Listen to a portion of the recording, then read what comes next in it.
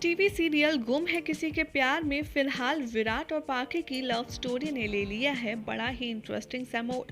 आज रात की कहानी की शुरुआत में आप देखेंगे कि काकू अमित से कहेंगे कि विराट की जो छोटी बुआ है उसको अब 24 साल के लड़के से प्यार हुआ है। हालांकि पहले वो 2 बार डिवोर्स ले चुकी है, लेकिन अभी भी ऐसे बिहेव करती है जैसे कि वो बच्ची हो।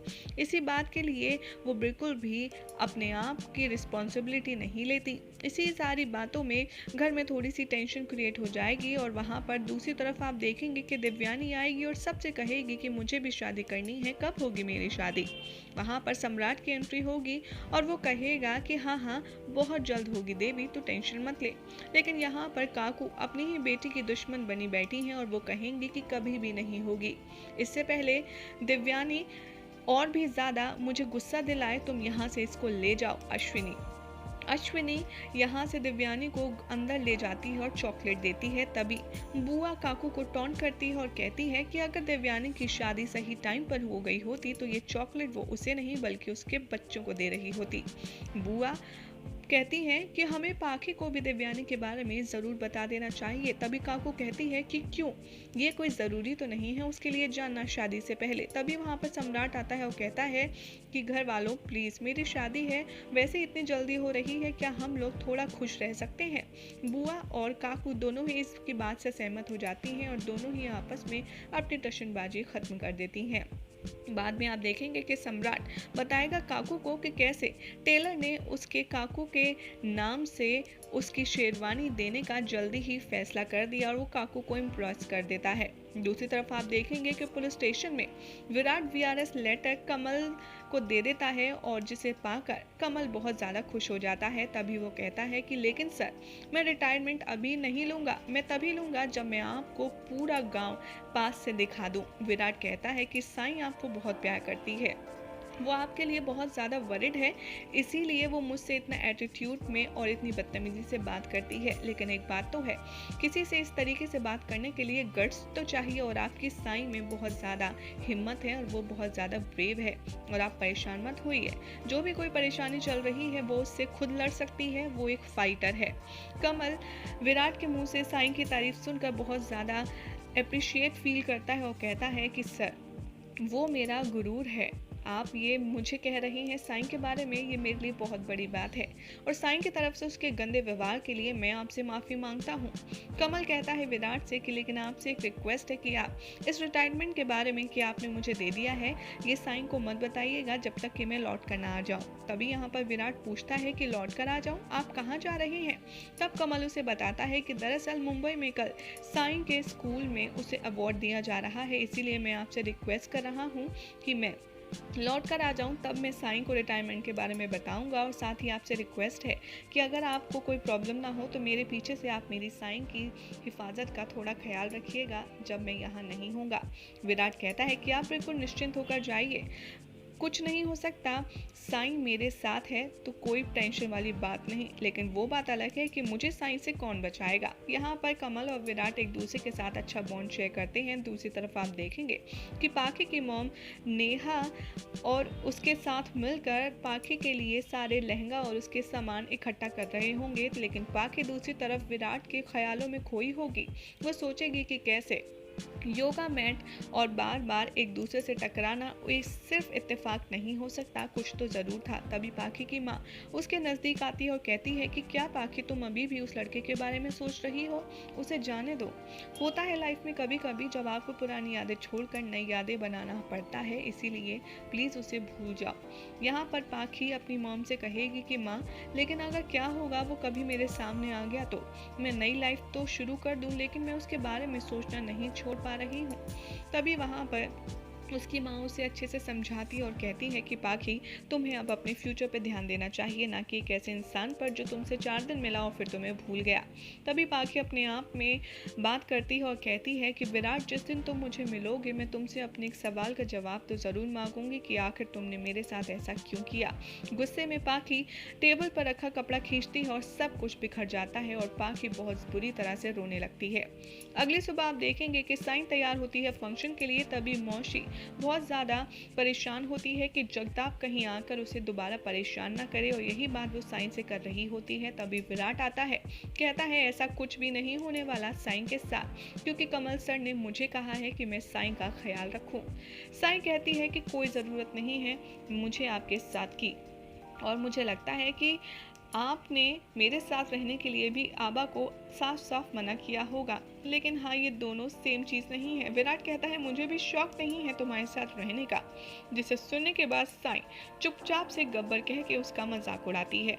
तभी विराट सुन लेता है और कहता है कि सुनो, मैं सिर्फ तुम्हारे पापा के ऑर्डर्स फॉलो कर रहा हूँ, ये नहीं कि मैं तुम्हारे पीछे खुद जाना चाहता हूँ। साई कहती है कि हाँ रुको, मैं पहले आबा से कंफर्म करूँगी, उनसे फ़ोन करूँगी कि वो पहुँचे हैं या नहीं, तभी मैं कुछ डिसाइड करूँगी।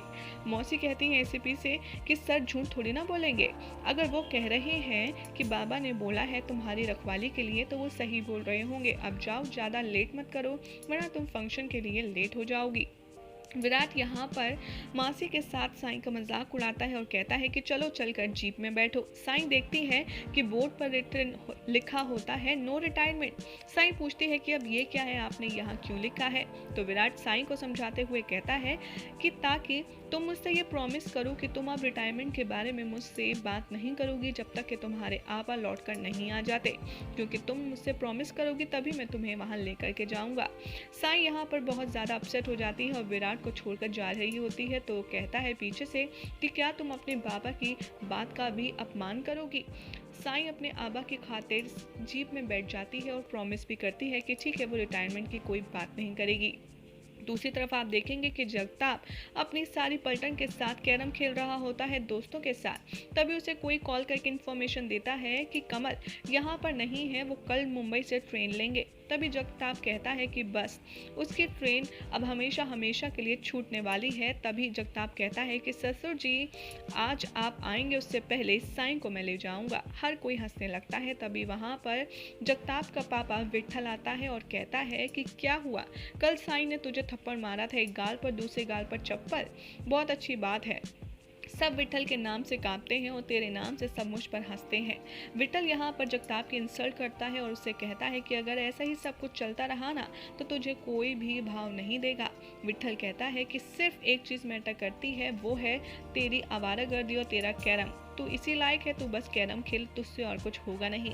जगताप यहाँ पर बहुत ज़्यादा गुस्से में आ जाता है और कहता है कि आज मैं साईं को दिखाऊंगा कि आखिर मैं हूँ कौन और मैं किसका बेटा हूँ। तभी सब लोग वहाँ पर अल्टरनेट हो जाते हैं और साईं के घर जाने के लिए रेडी हो जाते हैं। दूसरी तरफ आप देखेंगे कि पाखी सम्राट और अपनी सेरेमनी के लिए तैयार हो रही होती है। दोनों ही बहुत खूबसूरत अवतार में नजर आएंगे। दोनों की फैमिलियाँ मिलेंगी, रस्म शुरू होगी और सारी खुशियाँ एक तरफ बिखरी होंगी। दूसरी तरफ आप देखेंगे कि करिश्मा कहेगी मोहित से कि क्या हुआ, पाखी खुश क्यों नहीं लग रही है, क्या वो इस रिश्ते से खुश नहीं है। सम्राट कहता है अश्विनी से कि क्या हुआ, आप जाकर के पूछते क्यों नहीं, क्या वो ये प्रपोजल ज़बरदस्ती में हाँ कर रही है। शिवानी ये बात सुन लेती है और तभी वह हर किसी को बीच में उठा कर के पूछती है पाखी से कि क्या हुआ, क्या तुम इस फैमिली से, इस रिश्ते से खुश नहीं हो। वो यहाँ पर ये क्रिएट करने की कोशिश करती है कि पाखी के मुंह से कुछ ऐसा निकले जिससे उसकी काकू की इंसल्ट हो जाए, लेकिन वहाँ पर काकू सबको इस तरीके से डाउट करता देख खुद उठ कर जाती हैं और कहती हैं कि रुको, अभी कोई म्यूज़िक नहीं चलेगा, कोई सेरेमनी नहीं होगी, पहले मुझे पाखी से कुछ बात करनी है। पाखी यहाँ पर काकू को अपने पास बुलाती है और सब काफ़ी ज़्यादा शॉक्ड हो जाते हैं क्योंकि काकू से ऐसे कोई बात नहीं करता। पाखी यहाँ पर काकू से कहती है कि सुनिए, मैं ये शादी अपनी मर्जी से कर रही हूँ, किसी प्रेशर में आकर नहीं। और हर कोई काफ़ी ज़्यादा एक दूसरे को देखकर खुश हो जाता है। दूसरी तरफ आप देखेंगे कि स्कूल में विराट पहुँच जाता है साईं को छोड़ने के लिए, जिसे देख कर उसकी दोस्त उसे छेड़ना शुरू कर देती हैं और बीच में जगताप देखता है कि कैसे विराट और साई एक दूसरे के साथ मिलकर सजे धजे किसी फंक्शन में जा रहे हैं। साई अपने दोस्तों से मिलती है और उसकी दोस्त उसे कॉम्प्लीमेंट करती है और कहती हैं कि वाओ तो कितनी लकी है, हैंडसम एसीपी के साथ तुझे आने का मौका मिला, चल चल हमें भी तो इंट्रोड्यूस करवा। ये बात सुनकर साई कहती है, ओ प्लीज, कोई लकी वकी नहीं हूँ, ये तो मेरे सर पर एक ऐसा वजन है जिसे मैं उतार ही नहीं सकती। तभी वहाँ पर साई की टीचर आती है और वो चीफ गेस्ट के बतौर पर विराट का वेलकम करती है। साई सीढ़ियों से चढ़कर ऊपर जाती है और अवार्ड रिसीव करती है और विराट स्माइल करता है। दूसरी तरफ आप देखेंगे कि पाखी और काकू एक दूसरे से बात करने के बाद जैसे ही घर वालों को बताती हैं कि शादी में कोई तकलीफ नहीं, कोई परेशानी नहीं, हर कोई बहुत ज़्यादा खुश हो जाता है। अब यहाँ पर आप देखेंगे कि पाखी काकू से जब ये सेटिस्फेक्शन दिला देती है कि शादी के लिए वो खुद अपनी मर्जी से हाँ कर रही है तो सम्राट भी खुश हो जाता है। अब यहाँ पर लोग सोचेंगे कि पाखी, हमें तो लगा था कि तुम इस रिश्ते से खुश नहीं हो या तुम्हारा कोई और अफेयर चल रहा है, लेकिन ऐसा तो कुछ भी नहीं। शिवानी कहती है, चलो अच्छी बात है कि पाखी का कोई अफेयर नहीं है, वरना ये तो बहुत ज़्यादा मुश्किल वाली बात हो जाती। शिवानी की बात सुनकर पाखी के पेरेंट्स काफ़ी ज़्यादा टेंशन में आ जाते हैं और बाकी फैमिली मेम्बर्स के सामने खुश होने का बहाना करते हैं। अब देखना होगा बेहद इंटरेस्टिंग कि आने वाली कहानी में विराट और पाखी का सामना कैसे होगा। La la la la la la.